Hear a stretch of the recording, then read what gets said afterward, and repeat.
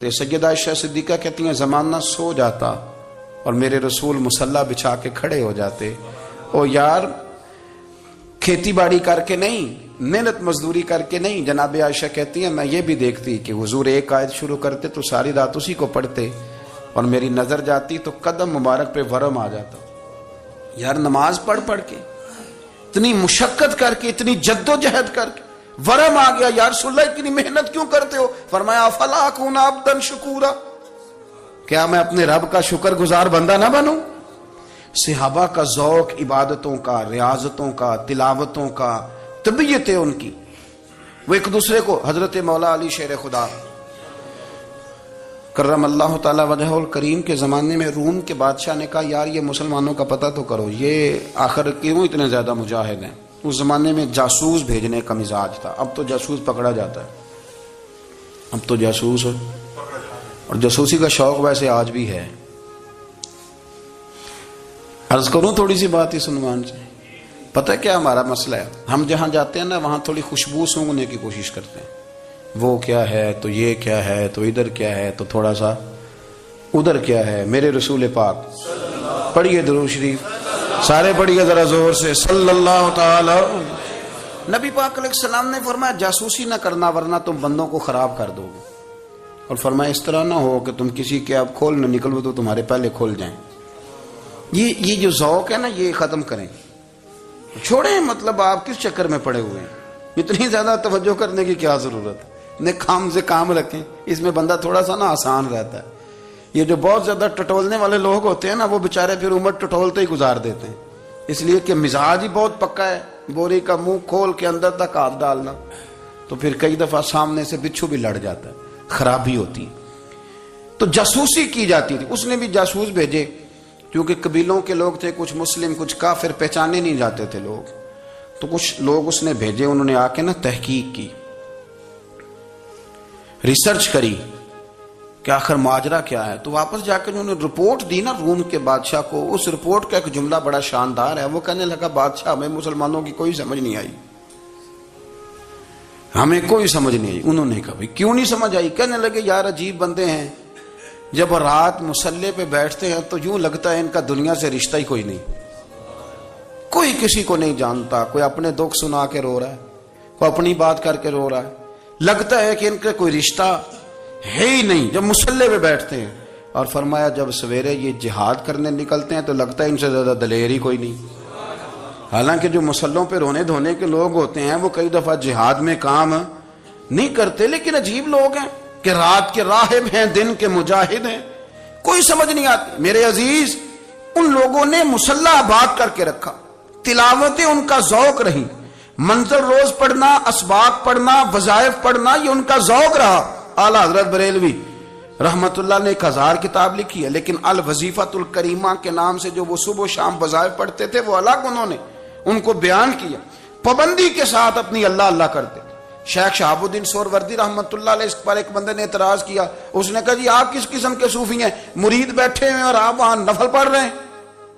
یہ بھی بڑا مسئلہ ہوتا ہے نا. جو بندہ ملنے آتا ہے وہ اپنے ٹائم کے حساب سے آتا ہے، اور پھر اس کا یہ بھی خیال ہوتا ہے کہ پیر صاحب جو ہیں وہ چونکہ درویش ہیں تو نہ انہیں روٹی کھانی چاہیے نہ سونا چاہیے، چونکہ وہ درویش ہیں، اور ہم چونکہ درویشوں کے ماننے والے ہیں لہذا ہمارا یہ طریقہ ہونا چاہیے کہ جیسے ہم کہیں درویش ویسے ہی کر جائے.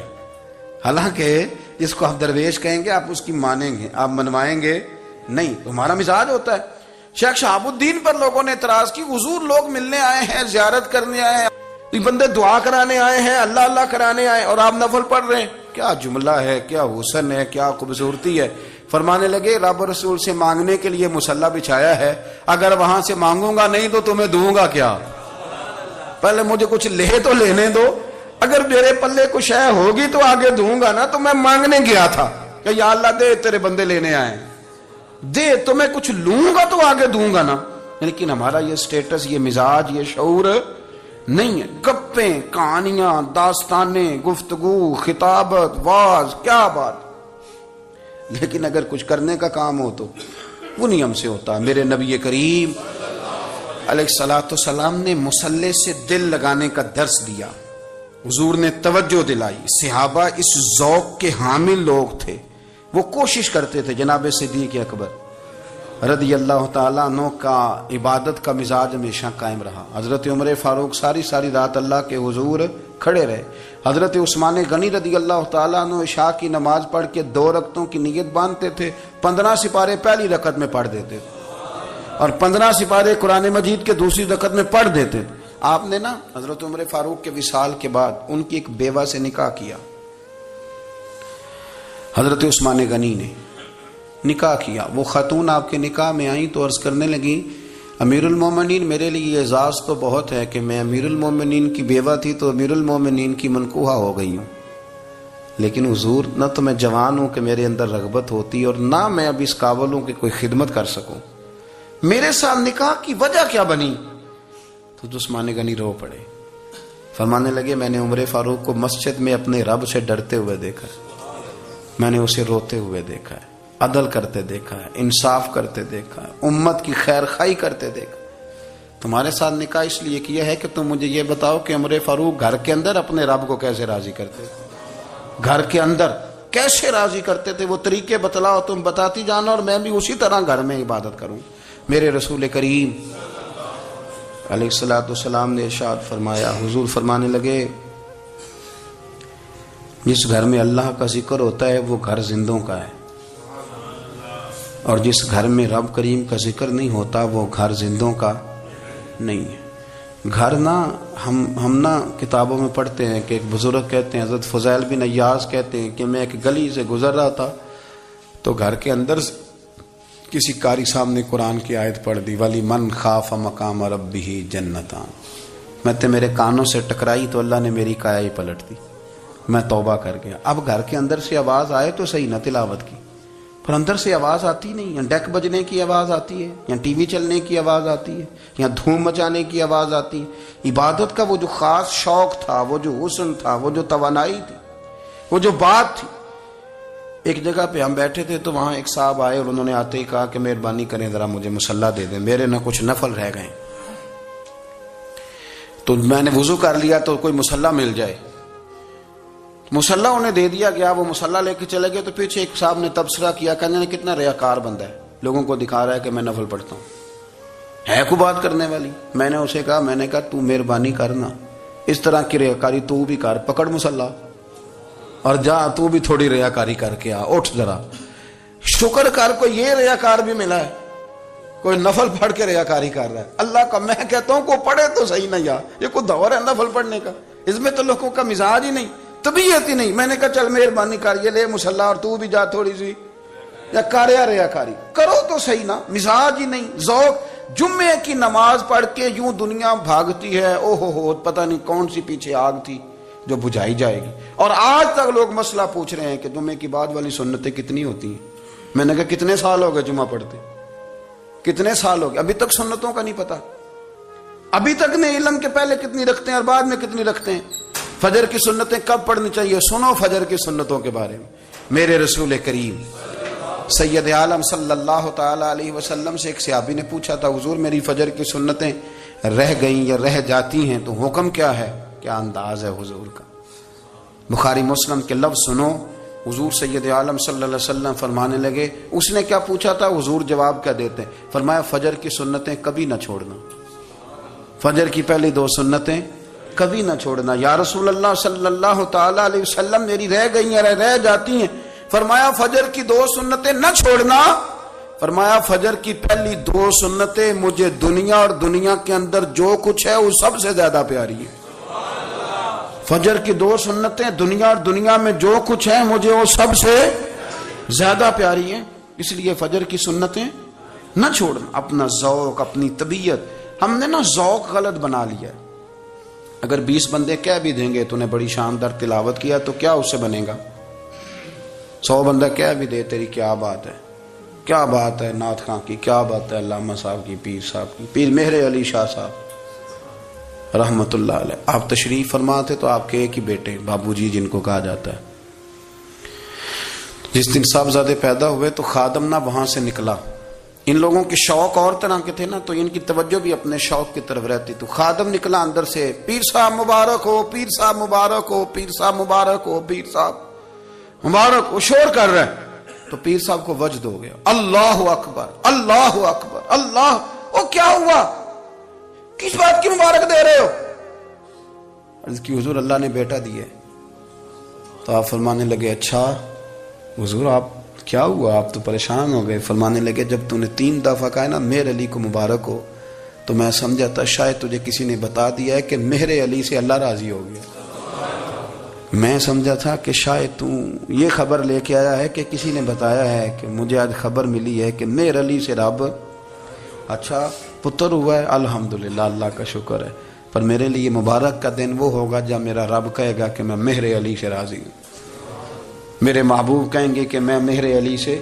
آپ بات کو سمجھیں، شوق ہی کسی اور طرف تھا، دل ہی کہیں اور لگا ہوا تھا، طبیعت ہی کہیں اور مائل تھی۔ کوئی وظیفہ پوچھتے تھے تو پڑھتے تھے وہ لوگ، کچھ اللہ اللہ انہیں بتائی جاتی تھی تو کرنے کا ذوق رکھتے تھے، طبیعت تھی، قائل تھے۔ حضرت ربیع کہتے ہیں میں بڑی دور سے سفر کر کے گیا حضرت اویس کرنی سے ملنے، بڑی دور سے، اور جب میں پہنچا تو فجر کا وقت تھا، تو حضرت اویس کرنی کو میں نے پا لیا، تو وہ نماز پڑھ کے نا قرآن شریف لے کے بیٹھ گئے۔ فرماتے ہیں اشراق چاشت کا وقت ہوا تو نفلوں کی نیت باندھ لی۔ محدث ابن الجوزی نے لکھا ہے، فرماتے ہیں پھر جب زوال کا وقت ہوا تو مسجد میں جھاڑو دینے لگ گئے، زور کی نماز پڑھ کے تو عصر کی تیاری تک وہ مسجد میں بیٹھے رہے۔ اور میرے نبی پاک علیہ السلام نے فرمایا جو نماز کے انتظار میں بیٹھا ہو وہ نماز ہی میں ہے، وہ نماز ہی میں ہے۔ فرمایا میری دنیا میری امت کی جو رہبانیت ہے نا وہ اتنی ہے کہ نماز کا انتظار کرے، اذان کے بعد نماز کا یہ راہب ہے، یہ اس وقت چھوڑ کے بیٹھے ہیں سارا کچھ۔ فرماتے ہیں عصر تک انہوں نے اللہ اللہ کی، پھر مغرب تک کی، عشاء کی نماز ہوئی تو نماز پڑھی تو وہ تھک گئے، اب مجھے وہ فارغ ہوں مصلی چھوڑے تو میں ملاقات کروں نا۔ یہ آپ حیران نہ ہو کہ اتنی دیر بندہ کیسے اللہ اللہ کر، ہم نے کی نہیں نا اس لیے ہم پریشان ہیں، جو عادی ہوتے ہیں وہ کر بھی لیتے ہیں، وہ یہ کام، میری بات کی سمجھ آ رہی ہے؟ جب جاتے ہو کسی دفتر میں تو 8 گھنٹے کھڑے رہ لیتے ہو نا، مجبوری ہوتی ہے تو کھڑے رہا جا سکتا ہے۔ پاسپورٹ کے دفتر بولیے، امیگریشن کی لائنوں میں، اور میں نے تو امبیسیوں میں بندے 12 گھنٹے پہلے جا کے کھڑے دیکھے، رہ لیتے ہیں کھڑے۔ تو اگر ان کاموں کے لیے رہا جاتا ہے تو اللہ رسول کے لیے بھی کھڑے رہا جا سکتا ہے۔ تو فرمانے لگے کہ جب عشاء کی نماز کے بعد آخر انسان تھے، تھک گئے، نیند کا غلبہ ہوا تو تھوڑی ایسے آنکھ بند ہوئی تو کھولی تو رونے لگے۔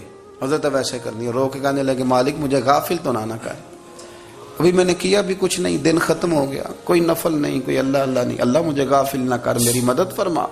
فرماتے ہیں جب وہ روئے تو میرے ساتھ جو شخص تھا میں نے کہا اٹھو چلیں، کہنے لگا حضور ملنا نہیں، فرمایا جو میں لینے آیا تھا وہ مجھے مل گیا ہے، جو میں ان سے سیکھنے آیا تھا وہ مجھے نصیب ہو گیا، اب اور میں نے کیا لینا، ختم ہو گئی بات، اٹھو چلیں۔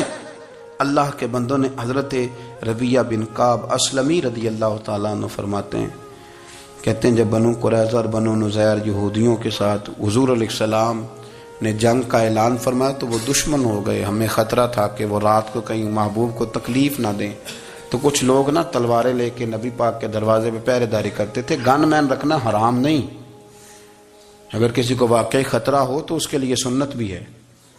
حضرت علی المرتضیٰ تلوار لے کے حضور کے گھر کا پہرا دیتے تھے۔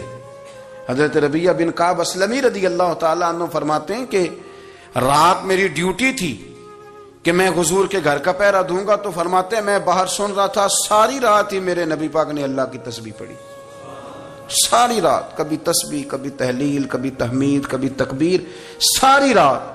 فرماتے ہیں ساری رات حضور پڑھتے رہے اور ساری رات ہی میں سنتا رہا، مجھے اونگ آ گئی، میری آنکھ لگ گئی، حضور ابھی پڑھ رہے تھے، میں تھک کے سو گیا۔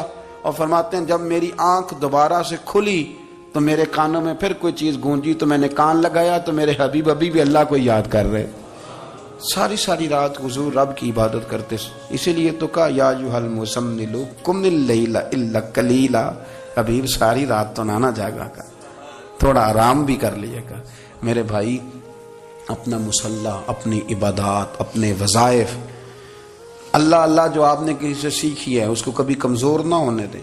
شجرہ شریف جو کسی بزرگ سے آپ لے لیتے ہیں تو کیا رسم ہے کوئی؟ اس پہ کچھ لکھا ہوتا ہے، وہ پڑھنے کے لیے دیا جاتا ہے، اس پہ لکھا ہوتا ہے کہ یہ اللہ اللہ آپ نے کرنی ہے۔ ساری زندگی کسی اسکول میں داخل ہو گئے اور وہاں جا کے آپ نصاب ہی نہ پڑھیں، کتاب ہی نہ کھولیں تو پاس ہو جائیں گے؟ وہ کہتے ہیں میں 20 سال جاتا رہا ملا کچھ نہیں. تو آپ نے لیا کیا ہے؟ ایک اتنی سی کتاب تھی، اس کو تو کھول کے آپ دیکھ نہیں سکے، اس کے وظائف تک تو رسائی نہ ہوئی. اس لیے کہ اللہ اللہ کرنا مشکل ہے اور تصویر کھچانا یہ آسان کام ہے. تو جو آسان ہے اس طرف ہماری توجہ لگی رہتی ہے اور جو مشکل ہے اس طرف ہم ذوق پیدا نہیں کرتے. یا ایھا الناس اعبدوا ربکم الذی خلقکم والذین من قبلکم لعلکم تتقون. اے لوگوں اس رب کی عبادت کرو جس نے تمہیں پیدا کیا اور تم سے پہلوں کو پیدا کیا، اس لیے عبادت کرو کہ تم پرہیزگار ہو جاؤ گے. مالک سمجھنے کی توفیق عطا فرمائے.